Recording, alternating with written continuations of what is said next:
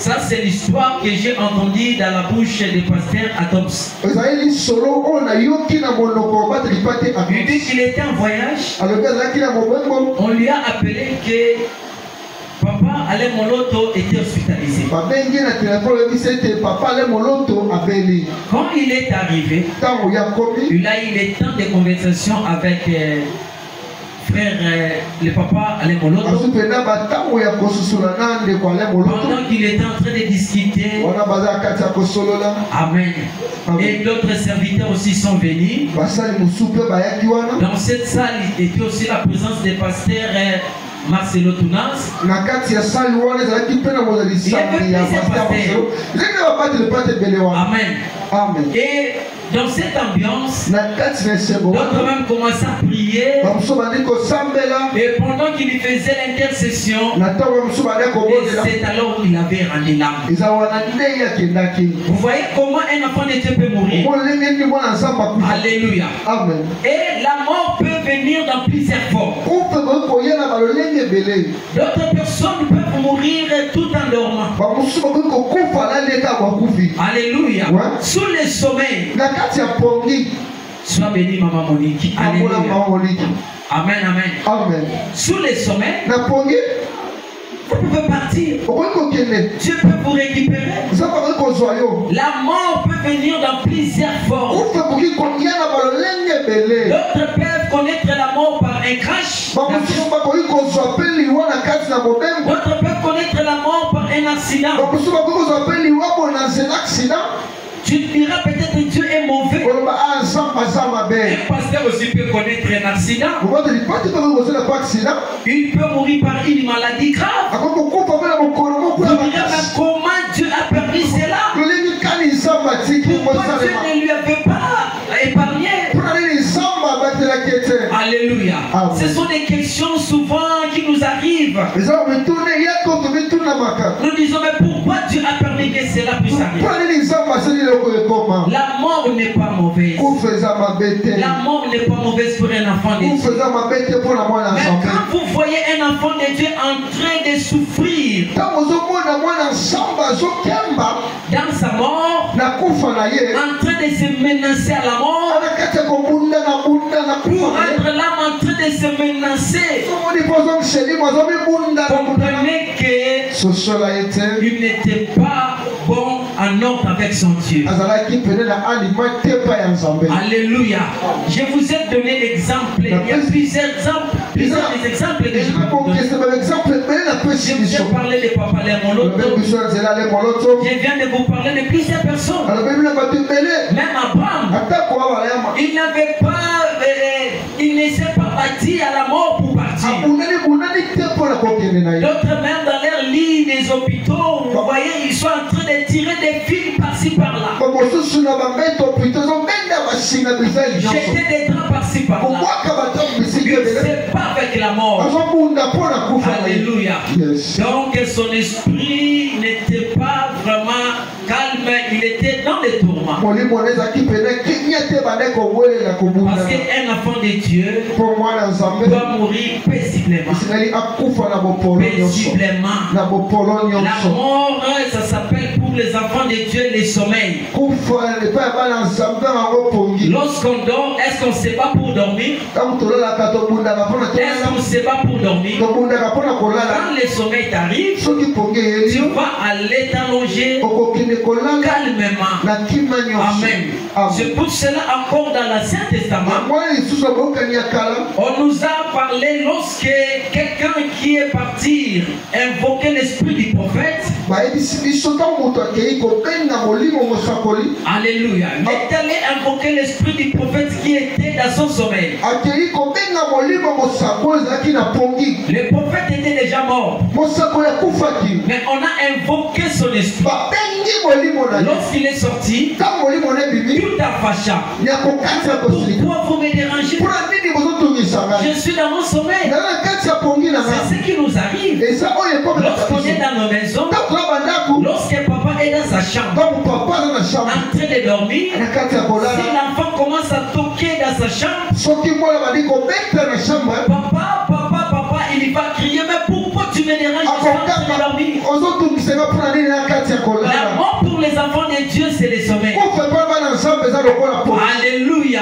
C'est le sommeil. Lorsqu'on dort, nous appelons ça, on se repose. C'est le repos. La mort pour un enfant de Dieu, c'est un repos.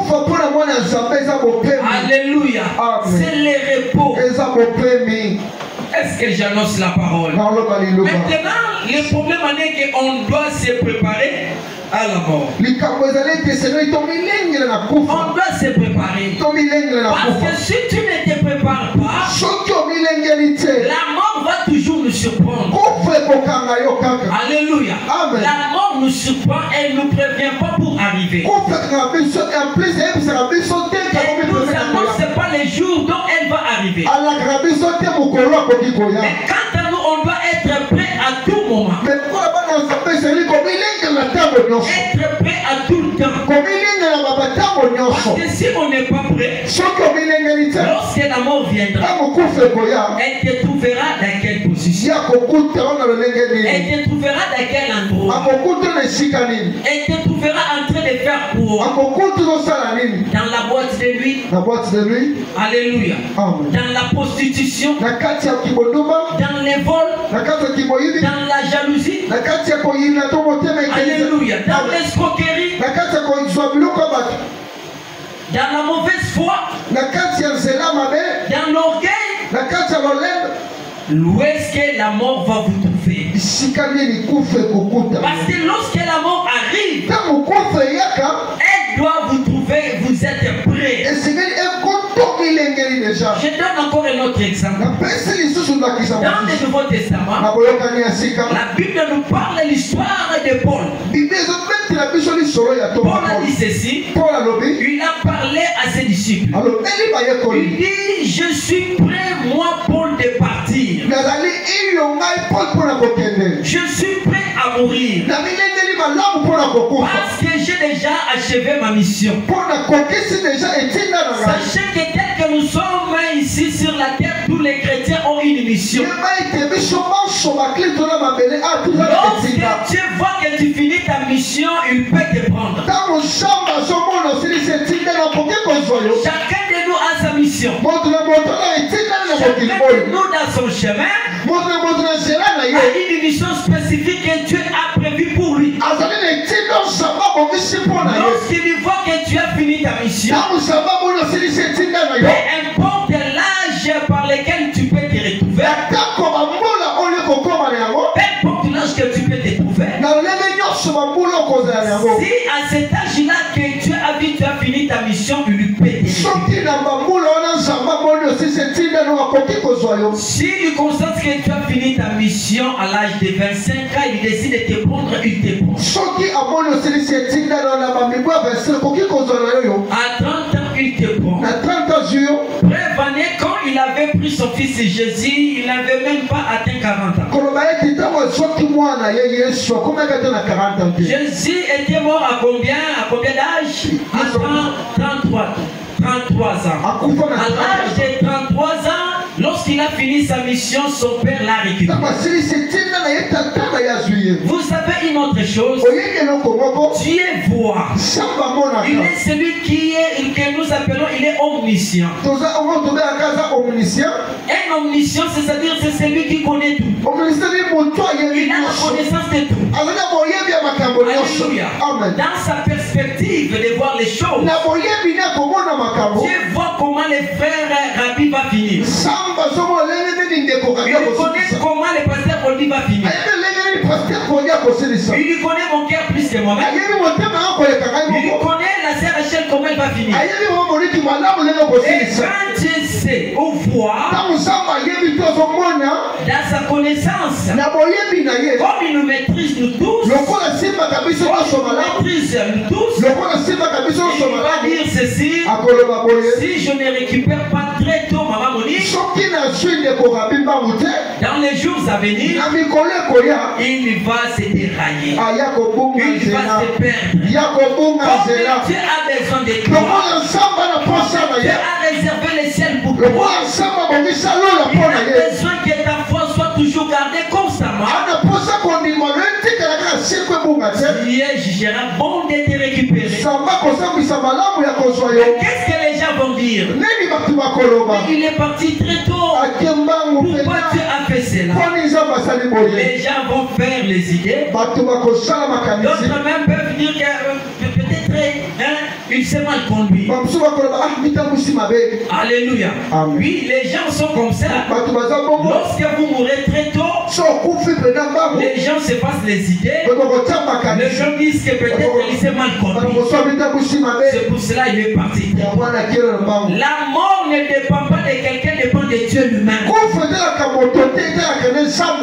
Bien qu'il y ait aussi des exceptions, il y a aussi des gens qui peuvent précipiter leur mort. Mais d'autres personnes, pour certains cas, Dieu peut juger bon de te prendre très tôt. Dis non, quand je laisse voler, je vois déjà à l'âge de 50 ans. Amen.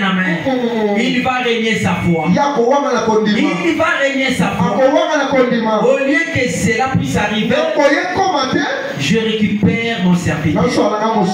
Alléluia. Vous comprenez comment les choses de Dieu marchent? C'est ça, bien aimé, il faut se préparer. Lorsqu'on est dans le monde, sachez que nous sommes des pèlerins. Nous sommes des voyageurs. Un voyageur, c'est celui qui a dans sa pensée, il connaît que tel que je ne suis pas dans mon pays est quelque part.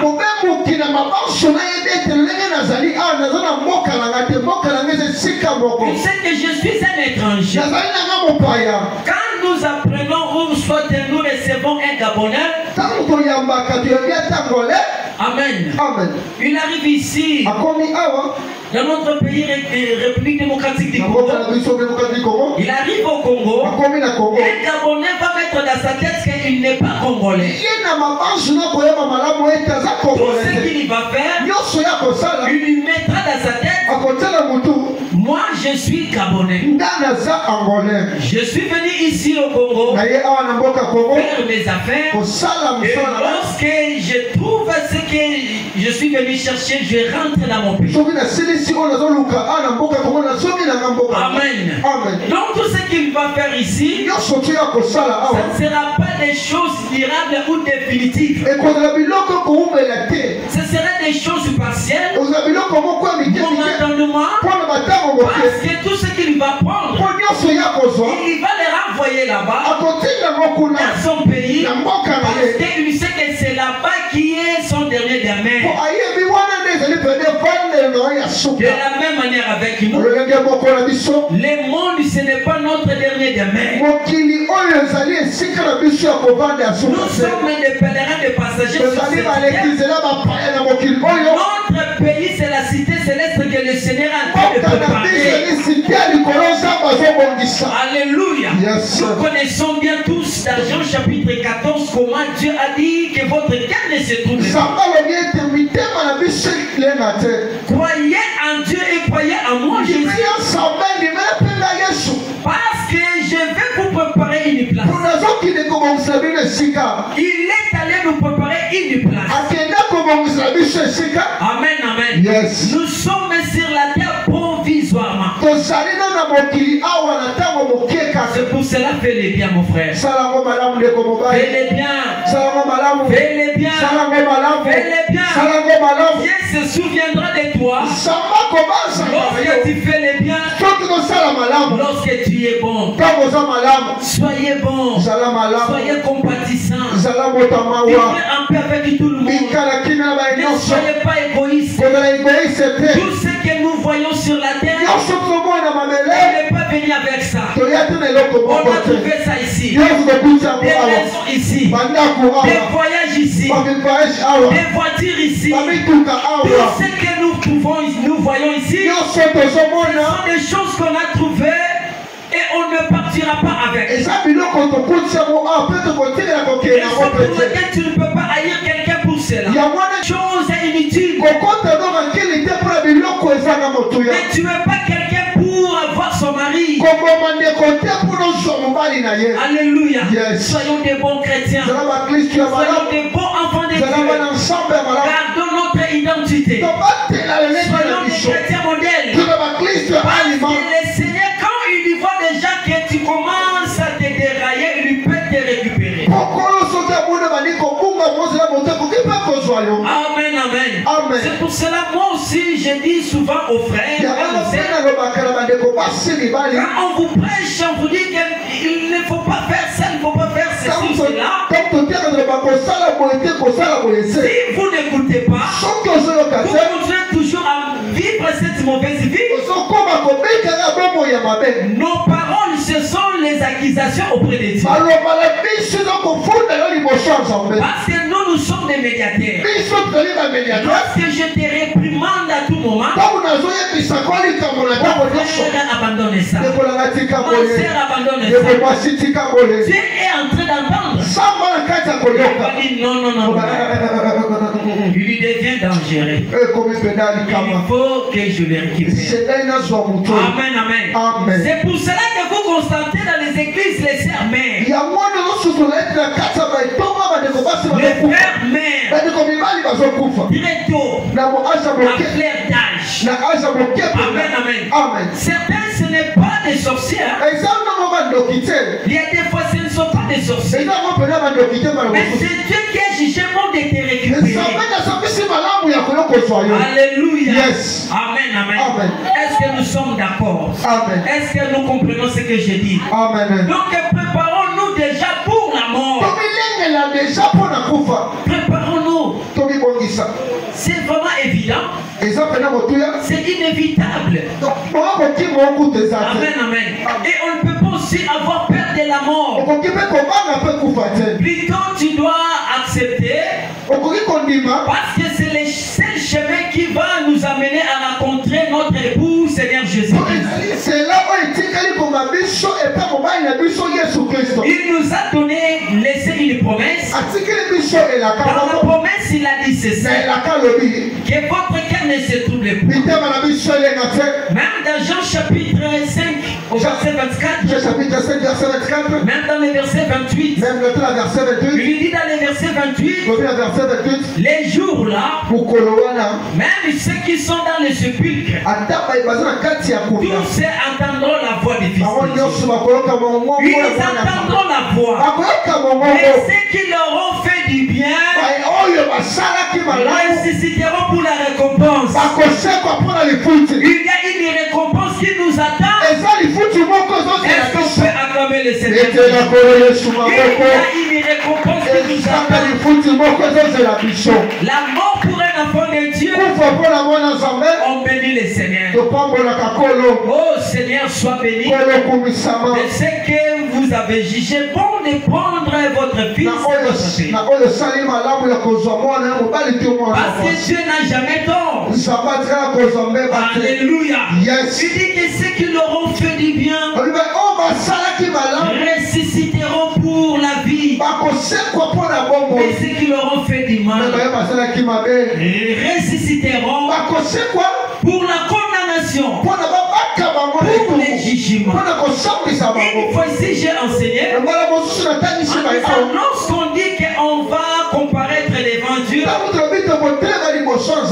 pensez pas que vous serez là en train de discuter avec Dieu. Quand on parle des jugements de Dieu, les jugements dans les contextes bibliques, c'est-à-dire condamnation.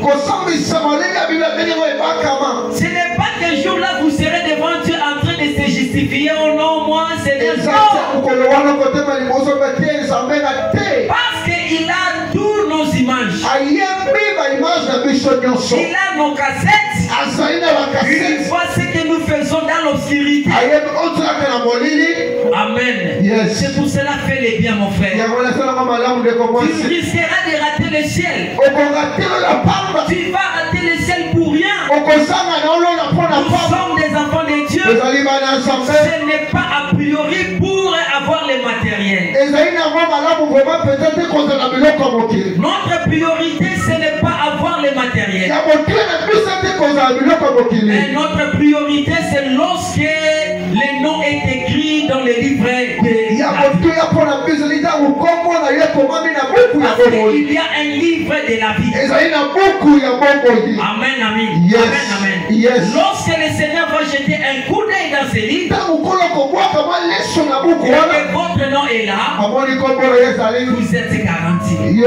Est-ce qu'on peut acclamer le Seigneur? Et là-bas, nous vivons à l'éternité, Là-bas, on vivra une joyeuse vie. Il n'y aura pas de plaies. Il n'y aura pas de graissement des dents. Il n'y aura plus de rancune. Personne ne va prendre la femme de l'autre. On n'aura pas les ennemis. On sera dans la joie. En train de célébrer une joie. La joie éternelle. Avec Jésus-Christ. Et récompenser les gens qui ont souffert dans le monde. Parce que la Bible dit, vous pensez que la souffrance que nous vivons, Dieu n'est pas au courant. Dieu est au courant de nos souffrances. Mais il a dit dans sa parole, vous souffrez pour un peu de temps. Parce qu'il y a une réservation. Dieu a réservé un endroit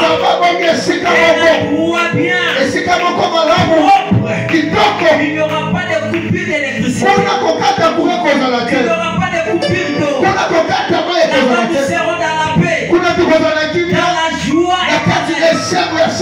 Une joie qui ne finit pas. La Bible dit ceci. Aujourd'hui, nous voyons d'une manière obscure. Mais ces jours-là, nous les verrons tel qu'il est. Face à face. Le Seigneur que tu as tant aimé. Jésus que tu as tant aimé. Jésus que tu as souffert. Que tu as cherché. Des années. Dans la disette. Dans la souffrance. En manquant des habits. Les jours-là, ton Dieu viendra. Ton roi viendra auprès de toi. Avec une récompense. Il te donnera la couronne. Tu seras récompensé. Il t'appellera. Tu seras à sa côté. À la droite. Ensemble avec les anges. Avec les 4 avec les 24 veillards. Avec Dieu. Nous sommes des récompensés. En éternité à l'éternité. Alléluia. Yes. Oh, les jours-là, la mort n'aura plus de puissance. Oh mort, où est ton aiguillon? Oh mort, où est ta force? Avec Jésus a vaincu la mort. Jésus a vaincu la mort. Jésus a vaincu la mort. La mort n'aura plus la force. Nous serons dans la journée, en train de rayonner dans nos fronts. Il y aura des rayonnements en train de se rayonner. Oh mon frère, ne ratez pas le ciel. Ma sœur, ne ratez pas le ciel. Ne ratez pas le ciel. Il faut tout perdre dans le monde, mais gagner le royaume des cieux. Gagner le royaume des cieux. À quoi bon? À quoi bon de tout obtenir? Mais si tu perds le royaume des cieux, mon frère, ma sœur, le monde est en train de passer. Le monde passe et ses désirs. Où passeras-tu ton éternité? N'aie pas peur de la mort. La mort, c'est le chemin. Je la raconte avec Jésus. Est-ce qu'on peut acclamer le Seigneur Jésus? Amen. Voilà pour terminer. Lisons ces passages bibliques. Tu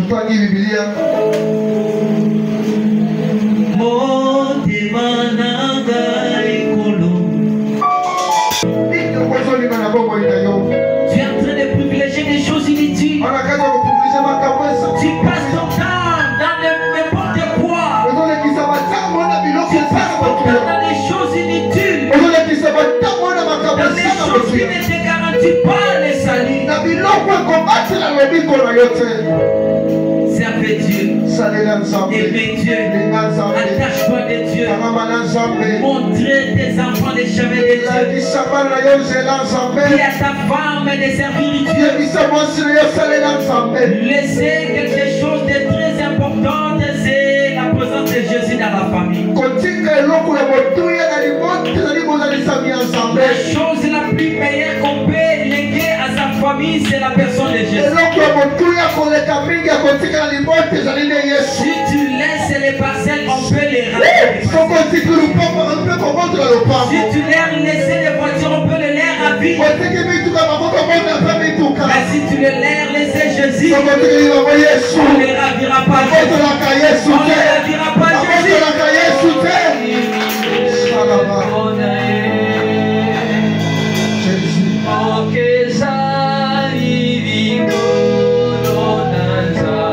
Jean chapitre 11, verset 25 à 26. Jean chapitre 11, verset 25 à 26. Jean chapitre 11, verset 25, verset 26. Jean chapitre 11, verset 25 à 26. Jésus lui dit, c'est moi qui suis la résurrection et la vie. Celui qui croit à moi vivra. Même s'il meurt. Et toute personne qui vit et croit à moi. Toute personne qui vit et croit à moi ne mourra jamais. Ne mourra jamais. Ne mourra jamais. La Bible nous dit ceci. Alléluia. La Bible nous dit ceci.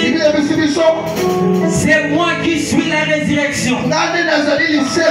Celui qui croit à moi vivra. Quand bien même s'il meurt, donc un enfant de Dieu, même si vous mourrez, pour un enfant de Dieu, vous ne mourrez pas. La mort pour un enfant de Dieu, c'est depuis la mort. Il est en train de vivre en Jésus. Il est en train de vivre en Jésus. Quand un enfant de Dieu meurt, ne pleurez pas beaucoup. Sachez qu'il vit encore. Parce que Dieu a dit, Jésus a dit, je suis la résurrection. Celui qui croit à moi vivra. Quand bien même il meurt, vivra. Alléluia. Vivra. Amen. Romains chapitre 14, verset 8. Si nous vivons, c'est pour le Seigneur que nous vivons. Et si nous mourons, c'est pour le Seigneur que nous mourrons. Ainsi, soit que nous vivions, soit que nous mourions, nous appartenons au Seigneur. Quand bien même nous mourrons, nous mourrons dans les Seigneurs. Quand bien même nous vivrons, nous vivons dans les Seigneurs. La mort ne peut jamais nous séparer de l'amour de Dieu. La mort ne nous séparera jamais de l'amour de Dieu. C'est pour cela, soyons prêts. Elle peut te trouver du moment où tu t'attends pas. Du moment où tu t'attends pas, on peut te